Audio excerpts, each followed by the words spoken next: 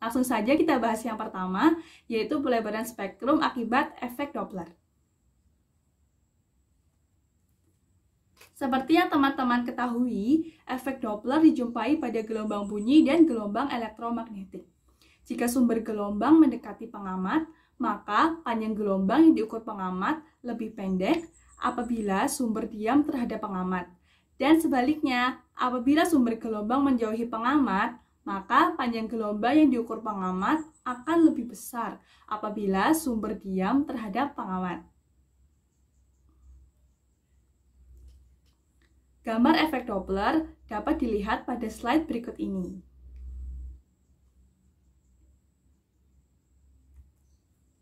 Khusus untuk gelombang elektromagnetik, panjang gelombang yang diukur oleh pengamat yang diam terhadap sumber yang bergerak dengan kecepatan Vx dapat dirumuskan sebagai lambda sama dengan lambda 0 dikali 1 min Vx per C, di mana lambda merupakan panjang gelombang yang diukur oleh pengamat, lambda 0 merupakan panjang gelombang yang diukur jika sumber diam terhadap pengamat, dan C adalah kecepatan dari cahaya.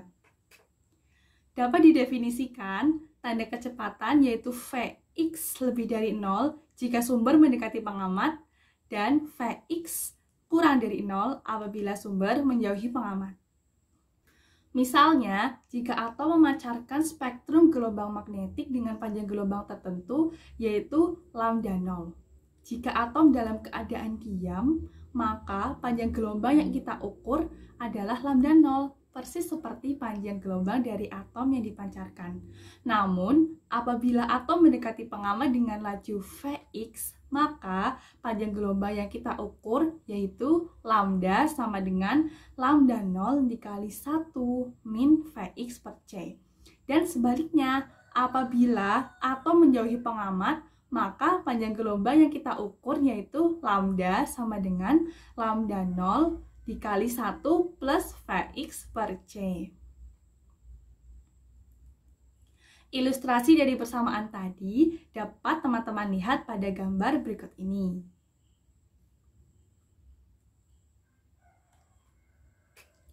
Jika ada sejumlah atom yang diam, maka gelombang yang diukur pengamat merupakan jumlah gelombang yang dipancarkan oleh semua atom, di mana panjang gelombang yang dipancarkan oleh semua atom yaitu lambda 0. Namun, apabila atom yang memancarkan gelombang bergerak secara acak, maka komponen kecepatan ke arah pengamat yaitu Vx juga acak. Akibatnya, panjang gelombang yang diukur oleh pengamat yang berasal dari satu atom berbeda dengan panjang gelombang yang diukur oleh atom lainnya, sehingga garis spektrumnya mengalami pelebaran. Kecepatan atom gas pemancar spektrum memenuhi fungsi distribusi Maxwell-Boltzmann karena merupakan partikel klasik. Jumlah atom gas yang memiliki komponen kecepatan antara Vx sampai dengan Vx plus dVx dapat dirumuskan sebagai Nvx dVx sama dengan m per 2 pi kt pangkat setengah eksponen min mvx kuadrat per 2 pi kt dVx.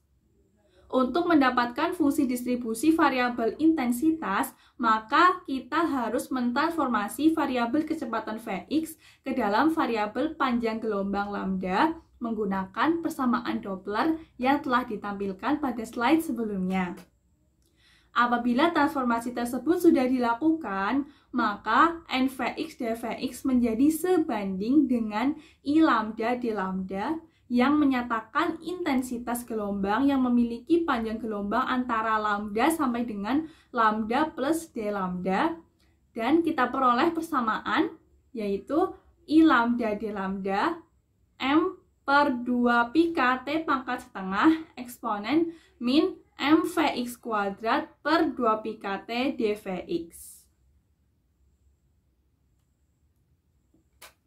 Dengan menggunakan persamaan Doppler pada slide sebelumnya, kita peroleh dua persamaan yaitu Vx sama dengan C kali lambda 0 min lambda per lambda 0 dan dVx sama dengan min C per lambda 0 d lambda.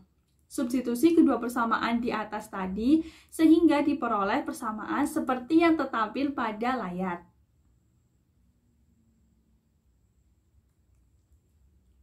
Persamaan tersebut apabila disederhanakan menjadi I lambda D lambda sama dengan I lambda 0 eksponen min MC kuadrat per 2KT dikali lambda 0 min lambda per lambda 0 kuadrat D lambda, di mana I lambda 0 adalah intensitas ketika lambda sama dengan lambda 0 dikali I lambda 0 yang tidak bergantung pada panjang gelombang, tetapi bergantung pada suhu gas dan massa atom gas.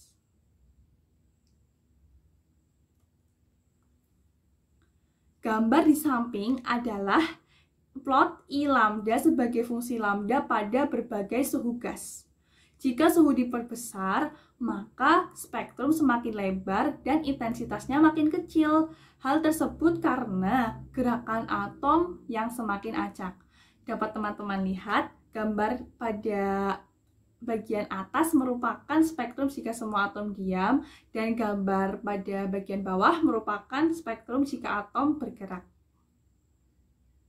Aplikasi statistik Maxwell-Boltzmann yang kedua yaitu atom magnetik dalam medan magnet.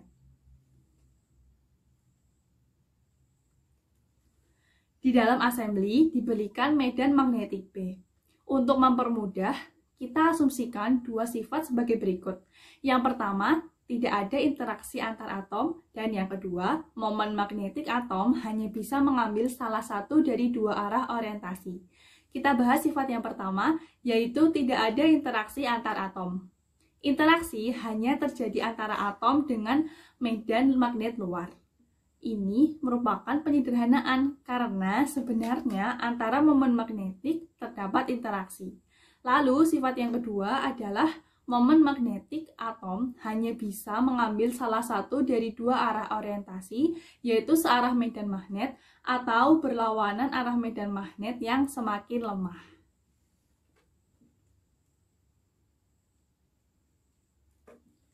Gambar di samping menggambarkan momen magnetik yang searah dengan medan magnet B dan momen magnetik yang berlawanan dengan arah medan magnetik B.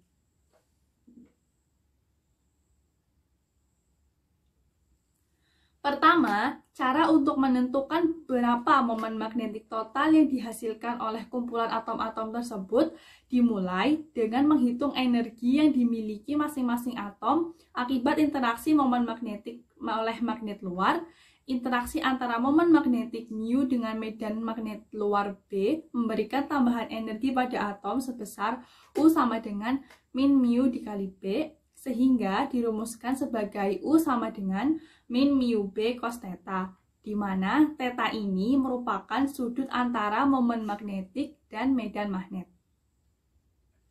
Karena hanya ada dua arah orientasi momen magnetik yang diizinkan, yaitu searah dengan medan magnet atau theta sama dengan 0 dan berlawanan dengan arah medan magnet atau theta sama dengan pi, maka tambahan energi atom dengan momen magnetik searah medan magnet dirumuskan sebagai U sama dengan min mu B, sedangkan tambahan energi atom dengan momen magnetik berlawanan arah medan magnet dirumuskan sebagai U sama dengan mu B. Probabilitas untuk atom dengan arah momen medan magnet yang sebanding dengan Nu dan probabilitas untuk atom yang berlawanan dengan arah medan magnet sebanding dengan U. Dengan demikian, dapat dituliskan menjadi persamaan 9.9a dan persamaan 9.9b yang tertampil pada slide. Di mana pada kedua persamaan tersebut terdapat K yang merupakan faktor pernormalisasi. Karena jumlah total probabilitas harus 1, maka P plus P sama dengan 1 yang memberikan ungkapan untuk faktor normalisasi seperti pada persamaan 9.10.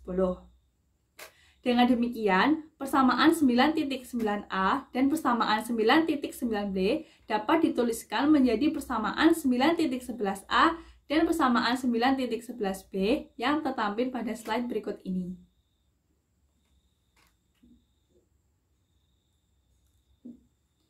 Selanjutnya, atom merupakan partikel klasik yang memenuhi distribusi Maxwell-Boltzmann.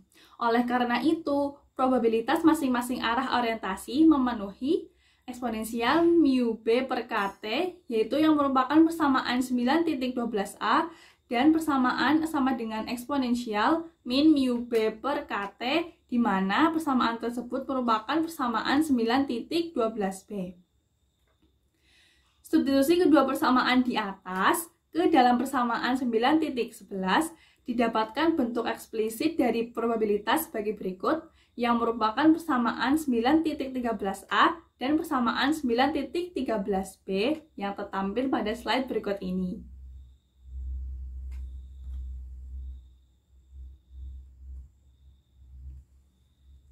Yang selanjutnya yaitu menghitung momen magnetik rata-rata atom.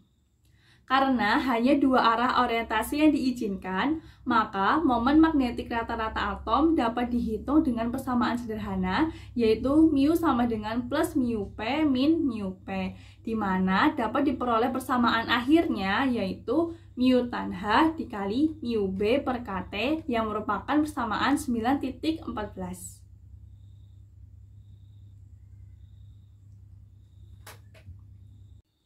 Aplikasi statistik Maxwell-Boltzmann yang ketiga yaitu dipol listrik. Fenomena yang mirip dengan atom magnetik dijumpai pada assembly momen dipol listrik. Misalkan, kita memiliki sejumlah atom atau molekul sejenis yang masing-masing memiliki momen dipol P. Di dalam assembly tersebut diberikan medan listrik E. Untuk memudahkan mencari beberapa momen dipol rata-rata yang dimiliki atom atau molekul tersebut, kita dapat mengasumsikan dua sifat sebagai berikut. Yang pertama, tidak ada interaksi antara sesama dipol. Dan yang kedua, tiap dipol hanya boleh mengambil salah satu dari dua arah orientasi. Kita bahas sifat yang pertama, yaitu tidak ada interaksi antara sesama dipol. Interaksi hanya terjadi antara dipol dengan medan listrik luar. Dan sifat yang kedua, yaitu tiap dipol hanya boleh mengambil salah satu dari dua arah orientasi yang diizinkan, yaitu searah medan listrik dan berlawanan dengan arah medan listrik.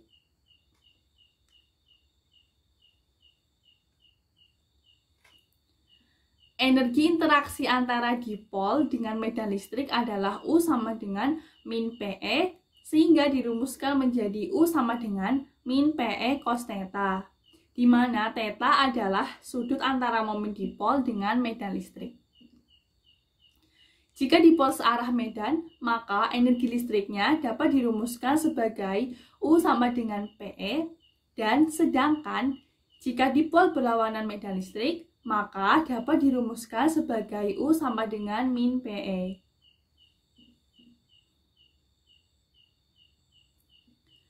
Dengan demikian, pencarian momen dipol total persis sama dengan saat kita mencari momen magnetik total seperti yang telah kita bahas pada slide sebelumnya. Hanya dengan mengganti variabel-variabel yang ekivalen sebagai berikut, P diganti dengan U dan E diganti dengan B. Sehingga dengan melakukan penggantian tersebut didapatkan momen dipol rata-rata atom menjadi P sama dengan P tan H dikali P kali E per K kali T. Selanjutnya kita akan membahas mengenai momen magnetik dengan tiga arah orientasi. Tiga arah orientasi pada momen magnetik yaitu yang pertama searah dengan medan magnet, yang kedua tegak lurus medan magnet, dan yang ketiga berlawanan arah dengan medan magnet. Dari persamaan energi interaksi medan magnet, momen magnetik dan medan magnet, U sama dengan mu B cos theta, kita mendapatkan bahwa untuk momen magnet yang searah dengan medan, energi interaksinya yaitu U sama dengan mu B. Kemudian untuk momen yang tegak lurus dengan medan, energi interaksinya adalah U sama dengan min mu B cos pi per 2 sama dengan 0. Dan untuk momen yang berlawanan arah dengan medan, energi interaksinya adalah U sama dengan mu B. Probabilitas untuk mendapatkan momen magnetik pada berbagai arah yaitu yang pertama momen searah dengan medan, probabilitasnya yaitu sama dengan E pangkat mu B per KT per E pangkat mu B per KT plus 1 plus E pangkat min mu B per KT.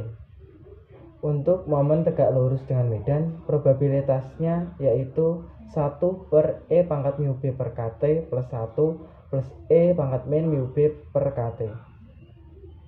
Dan yang ketiga, untuk momen yang berlawanan arah dengan medan, probabilitasnya yaitu E pangkat min mu B per KT per E pangkat mu B per KT plus 1 plus E pangkat min mu B per KT. Momen magnetik yang searah dengan medan memberikan kontribusi magnetik plus mu, yang tegak lurus dengan medan memberi kontribusi momen magnetik 0, dan yang berlawanan arah dengan medan memberikan kontribusi momen magnetik min mu. Dengan demikian, momen magnetik rata-rata yaitu mu bar sama dengan plus mu dikali probabilitas ya momen magnetik yang searah dengan medan ditambah 0 dikali probabilitas pada momen magnetik yang tegak lurus dengan medan dikurangi mu dikali probabilitas pada momen magnetik yang berlawanan arah dengan medan, sehingga diperoleh momen magnetik rata-rata yaitu mu sin H dalam kurung mu B per KT per setengah plus cos H mu B per KT. Selanjutnya, momen magnetik dengan arah orientasi yang sembarang. Kita amati momen magnetik yang membentuk arah antara sudut θ sampai θ plus d θ terhadap arah medan magnet pada gambar di samping. Arah medan magnet dipilih sejajar dengan sumbu Z. Momen magnetik dengan arah orientasi demikian memiliki energi interaksi Uθ sama dengan min mu B cos θ. Kemudian is kulit bola yang dibatasi sudut θ sampai θ plus d θ dan hitung luas irisannya. Kemudian kita misalkan jari-jari bolanya yaitu R besar dan jari-jari irisan adalah R kecil sama dengan R besar atau jari-jari bola sin θ. Maka kita dapat memperoleh keliling lingkaran tersebut yaitu K sama dengan 2pi R kecil sama dengan 2pi R besar sin θ. Menggunakan perbandingan sudut, maka kita dapat menghitung tebal irisan, yaitu ds sama dengan d θ per 2pi dikali 2pi R besar sama dengan R d θ, atau R besar ini tadi kita sebutkan bahwa ini adalah jari-jari bola. Kemudian didapatkan luas irisan ds sama dengan k ds, yaitu sama dengan 2pi R sin θ R d θ. Sehingga diperoleh luas irisan yaitu 2pi R kuadrat sin θ d θ. Luas keseluruhan bola sendiri adalah S sama dengan 4pi R kuadrat. Dengan demikian maka kerapatan keadaan pada posisi sudut θ sampai dengan θ plus d θ adalah g θ d θ sama dengan ds per S sama dengan 2pi R kuadrat sin θ d θ per 4pi R kuadrat. Hingga diperoleh hasil akhir yaitu setengah sin θ d θ. Probabilitas mendapatkan atom dengan arah orientasi momen magnetik antara θ sampai θ plus d θ yaitu p θ d θ sama dengan c e pangkat min u θ per kt g θ d θ. Dengan c adalah faktor penormalisasi seperti pada integral berikut ini, sehingga diperoleh c yaitu 1 per integral 0 sampai dengan pi e min u θ per kt g θ d θ.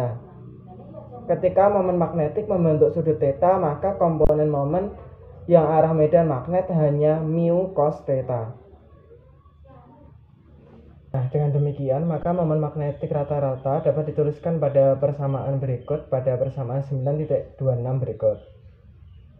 Untuk menyelesaikan integral tersebut, misalkan X sama dengan mu B cos θ per KT, sehingga diperoleh cos θ sama dengan KT per mu B X dan sin θ d θ sama dengan min KT per mu B dx.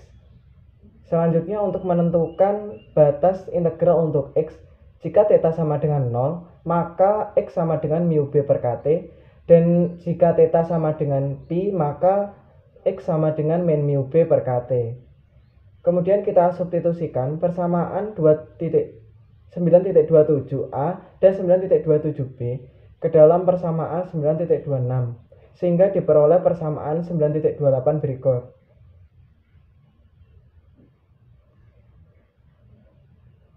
Lalu dengan alfa sama dengan mu B per KT, kita sederhanakan pada persamaan sebelumnya, persamaan 9.28 menjadi berikut.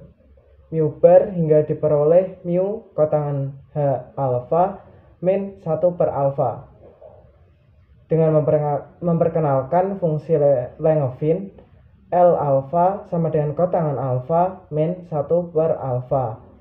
Maka momen magnetik rata-rata dapat ditulis sebagai berikut. Mu bar sama dengan mu L dikali mu B per KT. Selanjutnya yang keenam yaitu vibrasi Kisi dalam kristal. Atom-atom dalam kristal selalu bervibrasi. Atom-atom tersebut dapat dipandang sebagai kumpulan osilator harmonik sejenis. Menurut mekanika kuantum, atom-atom yang bergetar tidak memiliki energi sembarang. Energi yang dimiliki osilator tersebut bersifat diskrit yang memenuhi epsilon n sama dengan n plus setengah H per omega. Dengan H bar sama dengan H per 2pi. Dan kemudian omega adalah frekuensi karakteristik osilasi dan n adalah bilangan kuantum osilasi dengan nilai 0, 1, 2 sampai tak hingga. Kemudian untuk mencari energi rata-rata getaran atom dengan asumsi bahwa distribusi osilator yang memiliki energi tertentu memenuhi distribusi Maxwell-Boltzmann. Dengan demikian, peluang sebuah osilator memiliki energi epsilon n sama dengan n plus setengah H bar omega, yaitu Pn sama dengan C kali E pangkat min epsilon n per KT. Dengan C yaitu konstanta normalisasi. Peluang mendapatkan osilator pada semua tingkat energi adalah 1. Peluang tersebut adalah penjumlahan dari Pn dari n sama dengan 0 sampai n sama dengan tak hingga, atau dapat ditulis sigma n sama dengan 0 sampai tak hingga, Pn sama dengan 1. Penjumlahan tersebut menghasilkan nilai faktor normalisasi dalam bentuk persamaan berikut pada persamaan 9.34. Dan untuk probabilitas menemukan osilator pada keadaan dengan bilangan kuantum n adalah dituliskan pada persamaan 9.35 berikut. Kemudian, kita dapat menghitung energi rata-rata osilator sebagai berikut. Epsilon bar sama dengan sigma n sama dengan 0 sampai tak hingga epsilon n dikali Pn, sehingga diperoleh sigma n sama dengan 0 sampai tak hingga epsilon n kali E pangkat min epsilon n per KT per sigma n sama dengan 0 sampai tak hingga E pangkat min epsilon n per KT. Kita misalkan min 1 per KT sama dengan beta, maka diperoleh persamaan berikut pada persamaan 9.37. Kemudian kita misalkan Z sama dengan sigma n sama dengan 0 sampai tak hingga E pangkat beta epsilon n. Kemudian diferensialkan Z terhadap beta hingga diperoleh persamaan 9.39 berikut. Sehingga energi rata-rata osilator dapat ditulis epsilon bar sama dengan 1 per Z dz d beta sama dengan d beta ln Z. Kemudian melalui persamaan 9.40 kita dapat mencari energi rata-rata osilator Z pada persamaan 9.38 sehingga diperoleh persamaan 9.34 berikut.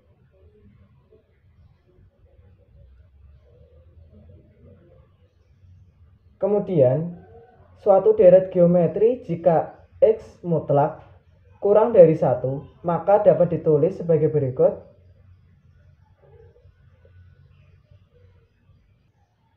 Lalu Bandingkan persamaan 9.41 dan persamaan 9.42. Kita identifikasi bahwa X pada persamaan 9.42 ekivalen dengan E pangkat beta H bar omega pada persamaan 9.41. Maka didapatkan Z sama dengan E pangkat beta H bar omega per 2 dikali 1/1 min E pangkat beta H bar omega. Selanjutnya didapatkan persamaan berikut, di mana ln Z diperoleh dengan hasil akhir H bar omega per 2 plus H bar omega E pangkat beta H bar omega per 1 min E pangkat beta H bar omega. Sehingga kita mendapatkan persamaan energi rata-rata osilator epsilon bar, yaitu H bar omega per 2 plus H bar omega per E pangkat H bar omega per KT min 1. Dari persamaan di atas, jika T mendekati 0, maka E pangkat H bar omega per KT mendekati tak hingga. Dengan sifat ini, maka epsilon bar atau energi rata-rata osilator mendekati H bar omega per 2. Kemudian energi epsilon bar atau energi rata-rata osilator mendekati H bar omega per 2 disebut energi titik nol. Hopping. Kali ini kita akan meninjau konduktivitas suatu material yang ionik. Di dalam material ionik itu biasanya ion-ionnya menempati tempat yang tetap. Jadi posisinya tetap dan tidak bergerak bebas seperti pada atom-atom di zat gas atau zat cair. Tetapi ketika material tersebut ditempatkan di antara dua elektroda dan diberi beda potensial, akan terjadi arus listrik. Nah, bagaimana ini terjadi? Inilah yang akan dibahas dalam subbab hopping. Baik, karena ion-ion berada pada lokasi yang tetap dan sulit bergerak, maka kita dapat menganggap bahwa masing-masing ion itu terkurung dalam lembah potensial seperti pada gambar. Nah, lembah potensial ini mencerminkan energi ikat yang dimiliki oleh masing-masing ion. Semakin tinggi bukit potensial, maka akan semakin kuat ion-ion pada tempatnya. Jadi, anggap aja semakin tinggi dia akan semakin sulit untuk keluar, makanya dia semakin kuat. Nah, meskipun ion tersebut berada pada tempatnya masing-masing, tapi mereka masih memiliki peluang untuk berpindah ke lokasi lain dengan cara meloncati bukit potensial tersebut. Nah, peristiwa inilah yang kita sebut sebagai peristiwa hopping. Baik, kali ini kita akan meninjau setiap bukit potensial. Anggaplah tinggi bukit potensial itu adalah U0, dan setiap ion itu dapat meloncati bukit potensial jika memiliki energi sebesar Q0 dan memiliki muatan efektif ion sebesar Q. Nah, berdasarkan statistik Maxwell-Boltzmann, peluang ion memiliki energi sebesar Q0 itu adalah P sama dengan CE0 pangkat min Q0 per KT, di mana C di sini itu adalah faktor penormalisasi. Nah, pada gambar kita lihat bahwa ion kiri dan ion kanan itu sama-sama mengamati bukit potensial yang sama tinggi. Maka kita dapat tuliskan peluang ion kiri untuk meloncat ke kanan itu besarnya adalah P plus sama dengan CE0 pangkat min Q0 per KT. Dan peluang ion kanan yang meloncat ke kiri itu P min sama dengan CE0 pangkat min Q0 per KT. Karena peluangnya sama, maka tidak ada loncatan ion neto dari kiri maupun dari kanan. Akibatnya di sini tidak ada arus dalam bahan tersebut. Sekarang anggaplah kita memberikan medan listrik sebesar E kepada material yang arahnya dari kiri ke kanan. Seperti pada gambar ya. Titik yang berada pada posisi X mengalami perubahan potensial sebesar Vx sama dengan min Ex. Nah, jika dimisalkan jarak dua ion berdekatan adalah D, seperti yang kita lihat di atas itu ada D, maka potensial pada posisi ion sebelah kiri akan menjadi U1 sama dengan Vx sama dengan min Ex. Lalu, potensial pada posisi ion di sebelah kanan akan menjadi U2 sama dengan V X plus D sama dengan min E X plus D sama dengan kita distribusikan jadi min EX min ED. Dan yang ketiga, kita juga dapat mengetahui bahwa tinggi bukit potensialnya adalah UBX sama dengan U0 dikurangi V dikalikan X plus D per 2 sama dengan U0 min E dikalikan X plus D per 2 sama dengan U0 min, ini didistribusikan lagi, U0 min EX min ED per 2. Lalu kemudian tinggi bukit potensial terhadap posisi ion di kiri akan menjadi delta U1 sama dengan UB min U1. UB-nya itu adalah U0 min EX min ED per 2, tinggal dimasukkan, dikurangin U1-nya adalah min EX, sehingga menjadi U0 min ED per 2. Sementara tinggi bukit potensial terhadap posisi ion yang di kanan, yaitu delta U2 sama dengan UB min U2. UB-nya dimasukkan lagi, U0 min EX min ED per 2, dikurangi U2-nya min EX min ED, sehingga menjadi U0 ditambah ED per 2. Berdasarkan potensial-potensial yang telah diketahui tadi, maka probabilitas ion kiri meloncat ke kanan adalah P plus sama dengan CE pangkat min Q delta U1 per KT, yang itu kita masukkan menjadi CE pangkat min Q dikalikan U0 min ED per 2 per KT. Sementara probabilitas ion kanan meloncat ke kiri adalah P min sama dengan CE2 pangkat min Q delta U2 per KT, yaitu CE pangkat min Q dikalikan U0 plus ED per 2 per KT. Nah, dari situ juga kita dapat memperoleh selisih probabilitas ion meloncat dari kiri ke kanan, yaitu delta P sama dengan P plus dikurangi P min. Kita masukkan yang sudah diperoleh tadi, CE pangkat min Q U0 per KT dikalikan E pangkat Q ED per 2 KT dikurangi E pangkat min Q ED per 2 KT, sehingga kita peroleh CE pangkat min Q0 CE pangkat min Q U0 plus Q ED per 2 per KT dikalikan E pangkat Q ED per KT dikurangi 1.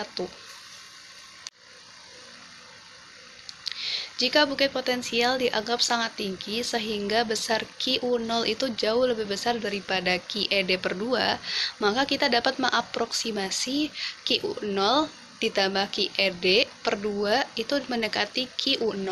Dengan demikian, selisih probabilitas akan menjadi delta P mendekati CE pangkat min QU0 KT dikalikan E pangkat QED per KT dikurangi 1.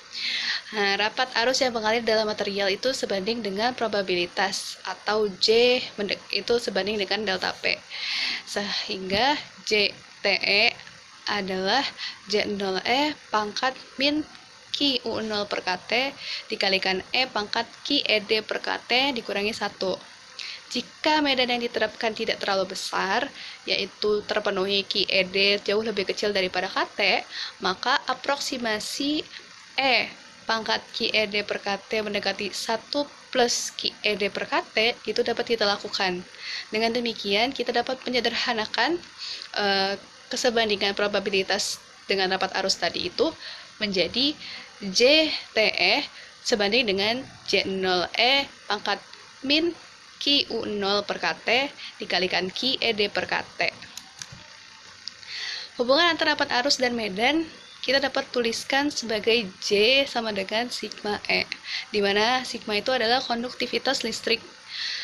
Maka kita dapat bandingkan sehingga sigma itu besarnya mendekati J0 E pangkat min QU0 per KT dikalikan QD per KT, sama dengan sigma 0 per T dikalikan E pangkat min EA per KT, di mana sigma 0 ini sama dengan J0 Ki D per K, dan EA ini adalah Ki U0. Dalam eksperimen, konduktivitas itu biasa ditampilkan dalam grafik konduktivitas skala logaritmik dalam bentuk logaritmanya ya, terhadap kebalikan suhu. Jika kita ambil logaritma dari dari dua sisi persamaan di atas, maka akan menjadi ln sigma sama dengan ln sigma 0 ditambah ln 1 per T dikurangi EA per K dikalikan 1 per T. Bentuk kurva ln sigma sebagai bentuk fungsi 1 per T dapat kita lihat di gambar tersebut, gambar di slide ini, di mana di sini kemiringan kurva adalah min EA per K, dan itu sekaligus menentukan energi aktivasi. Selanjutnya adalah persamaan difusi Einstein. Dalam menentukan persamaan difusi Einstein ini, kita meninjau assembly yang mengandung sejumlah ion. Kita harus menganggap di dalam assembly tersebut tidak ada interaksi antar ion. Jadi hanya antar ion dengan medan listrik saja. Jadi antara ion satu sama lain itu tidak ada interaksi, hanya dari ion dengan medan listrik yang ada saja. Lalu muatan ion di sini kita anggap sebagai Ki, dan arah medan listriknya sama, yaitu sejajar dengan sumbu X, dan kuat medan listriknya juga sama pada setiap titik pada bahan. Gaya yang dialami ion pada posisi X akan menjadi sebesar F sama dengan Ki E, sehingga energi potensial yang dimilikinya adalah UX sama dengan min Ki EX. Karena ion merupakan partikel klasik, maka distribusi Maxwell-Boltzmann kita gunakan, sehingga konsentrasi ion pada posisi X itu akan memenuhi NX sama dengan CE pangkat min UX per KT sama dengan CE pangkat Ki EX per KT. Hubungan antara kecepatan ion dengan kuat medan yang diterapkan kali ini adalah vektor V sama dengan mu dikalikan vektor medannya ya. Nah, dengan mu ini adalah mobilitas listrik. Karena di sini kita meninjau satu dimensi saja, maka kita dapat sederhanakan menjadi V sama dengan mu E. Untuk satu dimensi, kedapatan arus dapat kita tulis sebagai JD X sama dengan min D dnx per dx. dnx per dx sama dengan C Ki E per KT dikalikan eksponensial Ki EX per KT sama dengan Ki E per KT dikalikan MX. Kita substitusikan persamaan kedua ke persamaan pertama, maka akan menjadi JDX sama dengan min D Ki E per KT dikalikan NX. Jika bahan tidak dihubungkan dengan rangkaian luar, maka tidak ada arus total yang mengalir, sehingga medan listrik akibat difusi harus saling meniadakan, atau JE ditambah JD itu sama dengan 0, karena saling meniadakan ya. Sehingga mu ENX min D dikalikan Ki E per KT dikalikan NX sama dengan 0. Jadi substitusikan saja, yang memberikan mobilitas ion sebagai, sehingga ya mobilitas ionnya itu menjadi mu sama dengan Ki D per KT. Nah, persamaan inilah yang kita kenal sebagai persamaan difusi Einstein, yaitu mu sama dengan Ki D per KT.